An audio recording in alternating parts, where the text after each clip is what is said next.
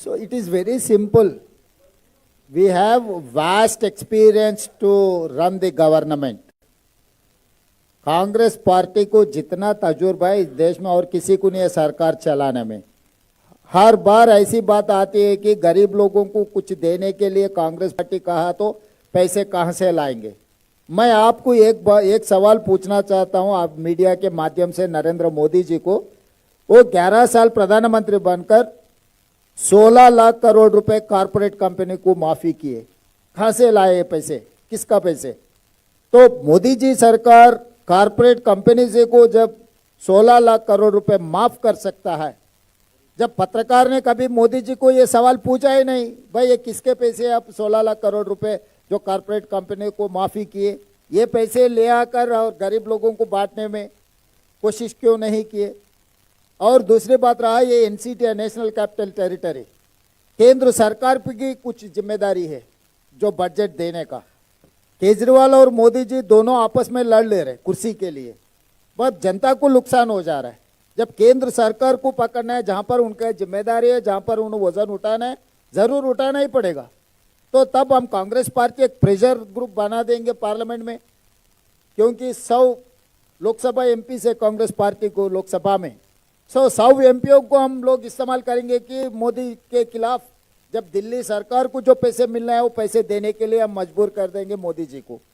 जो राज्य सरकार को जो पैसे मिलना है केंद्र सरकार से वो हक है, वो हक मांगने के लिए हम राहुल जी के नेतृत्व में हम लोकसभा में लड़ेंगे मोदी के खिलाफ, वहां से भी पैसे लाएंगे। तो हमको पता है बजट कैसे प्लान करना, क्योंकि 50 साल के ऊपर इस देश को हम चलाए। आज दिल्ली में जो भी तरक्की देख रहा है शीला दीक्षित ने किए। जिस दिन हम मेट्रो लागू करने के लिए कहा, कहां से लाएंगे पैसे, बोले रोड वाइडनिंग कहां से करेंगे।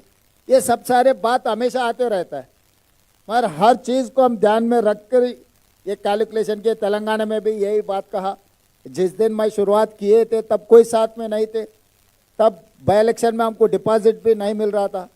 वहां से लेकर हम लोग सरकार बनाए 40%, 1.5% वोट से हम 40% वोट बनाए जनरल इलेक्शन तक।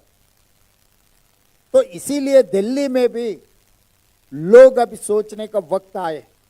3 बार मोदी जी को मौका दिए, 3 बार केजरीवाल जी को मौका दिए, मगर उन लोगों के जिंदगी में जितना शीला दीक्षित जी ने किया उतना तो कोई फायदा नहीं हुआ। इसीलिए अभी बदलाव के बारे में हम लोग जनता के सामने रखा है। जनता अब तय करना कि किसका जरूरत है।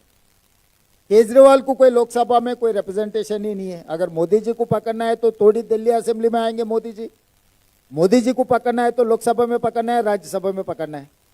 केजरीवाल जी का ताकत कितना है? इसीलिए कांग्रेस पार्टी के हाथ में अगर दिल्ली राज्य सरकार रहा तो हम लोकसभा में भी राज्यसभा में भी लड़ेंगे। प्रधानमंत्री जी को लड़कर हम पैसे लेकर आएंगे तेलंगाना ये दिल्ली राज्य के लिए।